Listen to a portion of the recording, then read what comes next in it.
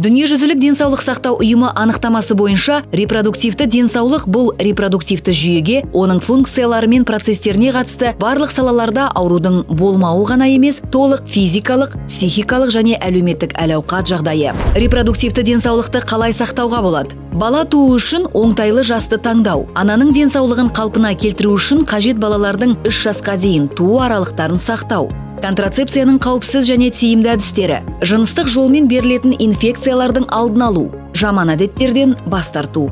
Репродуктивті денсаулыққа әсер ететін факторларды білу, оны сақтаудың алғашқы қадамы болып табылады. Контрацепцияны ақпараттандыру және сауатты қолдану қажетсіз жүктіліктің және жыныстық жолмен берілетін инфекциялардың алдын алады. Бұл ауруларды уақытылы диагностикалау және емдеу, инфекциялық және қабыну процестерінің репродуктивті функцияға теріс әсерін азайтуға көмектеседі.